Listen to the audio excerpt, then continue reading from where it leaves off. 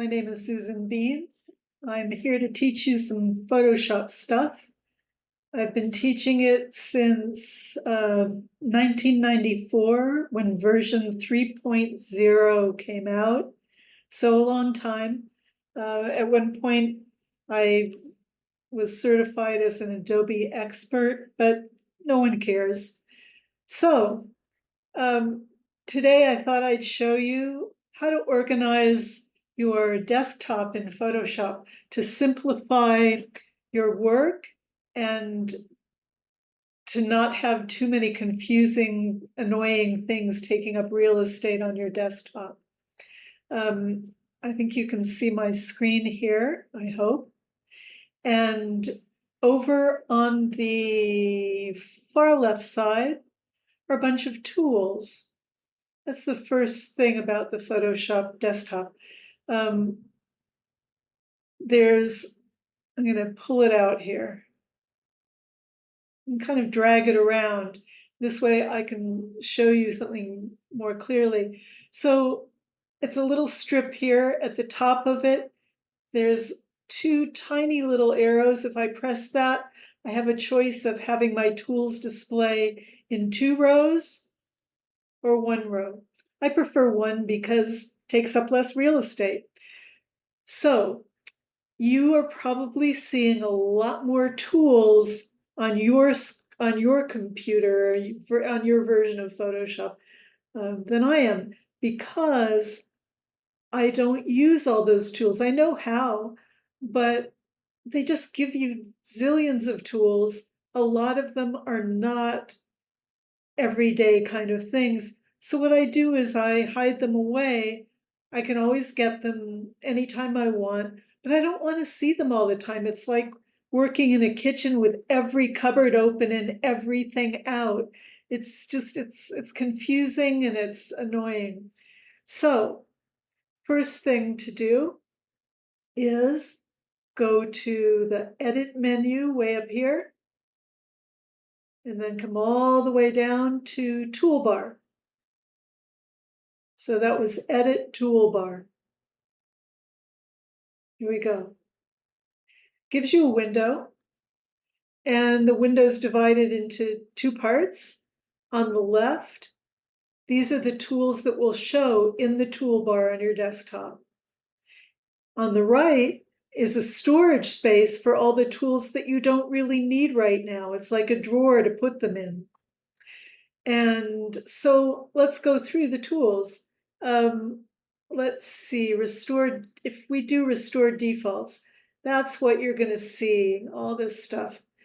And I'm going to make this window a little bigger.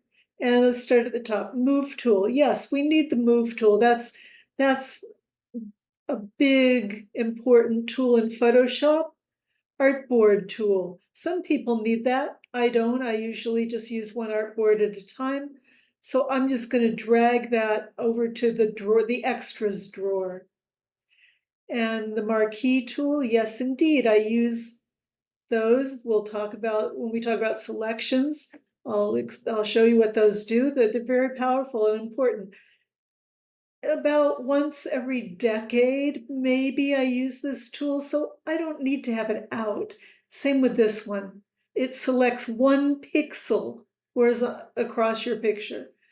Lasso tool, yes, yes, old friend, need it. Polygonal lasso tool, a lot of people hate this because it's tedious, but very important.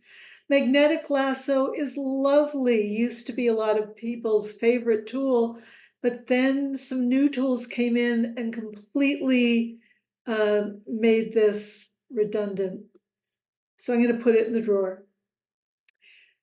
Object selection tool, very important, very powerful. Yes, please keep that there. Quick selection tool, also great. Magic wand tool, yeah, let's keep that. Crop tool, yes. Perspective crop. I do that other ways. I don't really need that here. Slice tool. Most of you will never use this tool because it's for cutting up things to put on the web. If you need it, you can always get it back out of the drawer, but I'm gonna vote that off the island right now. Frame tool, same thing. Not today. Eyedropper tool, well, yeah, that's great. Color sampler tool, no. Ruler tool, no. Note tool, no. Count tool, no. Again, if you decide you need these tools, you come in here and you drag them over to the left and they pop back into the toolbar. Easy, no big commitment. Spot healing brush, yes. Remove tool, that's new. That's very new. And I'm tempted to not use it. It's great, but the spot healing tool does most of what I want to do. Healing brush tool, yes. Patch tool, yes. Content aware move tool, yes. Red eye tool. Well, most cameras don't use their flash the same way, and you don't get red eye. So I don't use that very often. If I need it, I know where to find it in the drawer. Brush tool, yes. Adjustment brush tool, yes.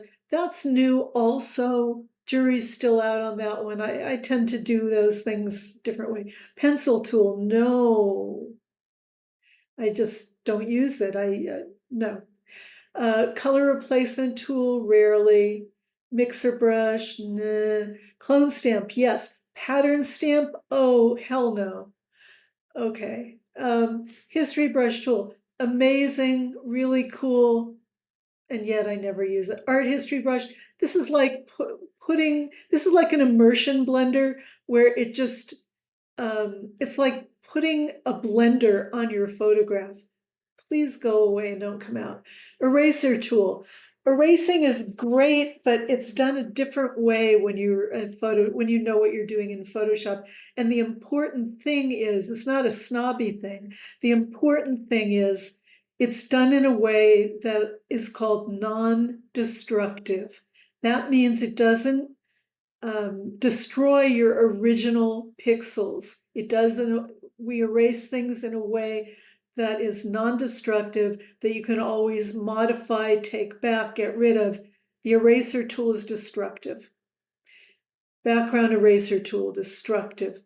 Magic eraser tool, destructive. There are better ways to do those tasks. Gradient tool, yes. Some of you don't know how magic this is, but it's very magic. Paint bucket tool, no, we don't, we do that a different way. Say blur tool, we do that a different way, non-destructive way. We sharpen non-destructively, thank you. We smudge non-destructively. So we're not going to use those. Dodge tool is a better way to do that. Burn tool, better way to do that. Sponge tool, better way to do that. Better, by better, again, I mean non-destructive. Okay, pen tool. The pen tool is a vestige of a different kind of graphic technology called vector. It doesn't use pixels, and that's great. Adobe Illustrator is based on this technology, but this is Adobe Photoshop, and we're gonna get those off here. Again, if you need them, you can always get them back, but not today. Okay, horizontal type, yes. Vertical type, well, if you're doing a lot of stuff using Asian characters, maybe, but otherwise, no. Vertical type mask, no, we don't need that very often. Path selection, that's vector. Direct selection, vector, not pixels. Shape tools, mostly vector, not always. So we're really cruising through here. Hand tool, that's great. There's a shortcut for it. We don't really need the tool out, but we'll leave it there. Rotate view tool. I don't use that very often, so I'm going to get it out of the way. If you do, just put it back. Zoom tool, very important. All right. On the left, we now have the basic tools that you use all the time. On the right, what I'm calling it's called extra tools. It's like a drawer for all your stuff you don't use very often. And we can now say done, but we can also save a preset And I'm going to call this Bean Fave Tools. So I can come back here and restore my own version instead of using their defaults. And I'm going to save, it's going to save it in the Photoshop presets. It's got a weird little file type that we don't need to think about. I'm going to say done. And here are my simplified tools. These are the tools that I use all the time. And now it's much easier to see what I've got here. Again, I can do it in 2 rows by clicking on that little thing, or 1 row. And I can also drag it. There's a really subtle darker gray line under its little top thing. I can drag it by that. And as I get to the edge of my screen, can you see that blue line that comes out? That means if I drop it there, it will kind of attach itself magnetically to my desktop or to my workspace. I do have a client that dragged that over and put it on the other side. He just prefers it on the other side. That's fine. This is more normal, but why be normal? So whatever suits you. All right, so that's how to arrange your tools in Photoshop. When you select a tool, you just click on it, and whatever controls that tool needs will be displayed above here horizontally. It's called the options bar. So this is the tools, and this is the controls for the different tools. And you can see if I click on different tools, the controls totally change because each tool needs different controls. So when I teach, one of the things I like to teach is troubleshooting, because it's really frustrating when you're learning something like Photoshop that you tend to get stuck. And once you're stuck, you just like want to give up, and you don't learn. So one of the things I teach in troubleshooting is the very first place you look when you're stuck in Photoshop, things are not going well and not working the way they're supposed to. You start with the tools, just the way we just did. And you look and make sure you're on the right tool. And by on, I mean right now I'm on the zoom tool, and you can see it's a little magnifying glass, and it's the opposite of highlight. It's darker than the other tools. That means it's the active tool right now. If I click here, now I'm on the lasso tool. Use one tool at a time. And sometimes you think you're on one tool, and Photoshop doesn't agree with you, and that's why things aren't working. So another thing to mention about the tools while we're looking at the tools is that all the tools have a 1-letter shortcut that you type on the keyboard. Doesn't use any helper keys like the control key or the command key. It's just a single letter that you type to get to that tool. And it's really, really easy to memorize the shortcuts for the tools, because most of them are really obvious. For example, the zoom tool, to zoom in. The zoom tool, just type Z, and voila, now you have the zoom tool, and you have the options up here for the zoom tool. And by the way, when you're troubleshooting, the first place you look is which tool am I on? Is that correct? The second place you look is, what are the settings for that tool? Is there something weird about the settings that I'm ignoring? So that's the beginning of troubleshooting and getting unstuck in Photoshop. So let's look at these shortcuts. When you there are some tools that have roommates. They have their own little place, like the lasso tool here. Guess what the shortcut for is lasso tool? You're right, it's L. You just type the letter L, and it goes to the lasso tool. The lasso tool has a little roommate. I'm going to access that by clicking and holding down, And now I can see both tools that are nestled in that little space. One of them is the lasso tool, and one is the polygonal lasso tool. And it's showing you, it's reminding you here that the shortcut is L. Now, I have my computer set up so that if I type L, I go to one of the lasso tools. If I type L again, can you see the tool changing? It toggles through all the hidden tools, all the little roommates that tool has. So I just have to type L, and if it's not the right lasso tool that I want, I type L again. The way to set that up very quickly is Photoshop, let's see, settings, tools, and all these choices, only one to look at here. Use Shift key for tool switch is on by default. So we just come in here and uncheck it. And now every time you type the shortcut for a tool, it will toggle between all the little tools in the same little square. So the lasso tool is L. The marquee tool is M. And there are two, there's a circle and a rectangle. It's for selecting areas that are circles or rectangles. The brush tool, take a wild guess. You're right. It's just B for brush. The eyedropper is kind of a cute shortcut. Is I for eyedropper.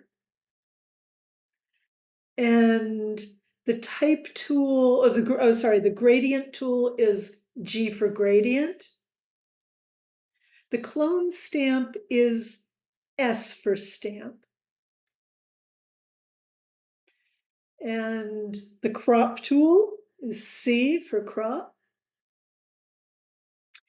And the move tool, well, the move tool is an exception. The move tool, M was already taken. The marquee tool is M.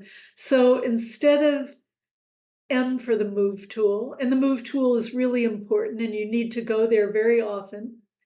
So you want to know this shortcut. The shortcut, I have to say it in a really obnoxious way, but it'll help you remember. The shortcut is move V, like a little arrow. So type V and it goes right to the move tool. All right. Another exception, T for the type tool. But when you're on the type tool and you want to change to another tool, you don't type the shortcut for the other tool because you're in the type tool and you're typing letters. So, well, actually, if you're in the type tool, before you start typing, you can still use the shortcuts. So I can type V and go to the move tool. But once you've started typing with the type tool, then you have to go up here and click on the tool you want to change to. All right, that's enough for one session. Go ahead and see if you can organize and simplify the tools that you are using so that you don't have an overwhelming number of useless things out on your desktop. And try your shortcuts just to hop around a little. And then we'll go on to the next video, and I'll show you how to organize other parts of your desktop, also to simplify them down to just what you really need when you're working. That way you'll have a clean, simple desktop without a lot of extra stuff on it. And I really recommend doing that when you're learning Photoshop. It'll make it a lot easier and less confusing. All right, see you at the next video, I hope. Bye.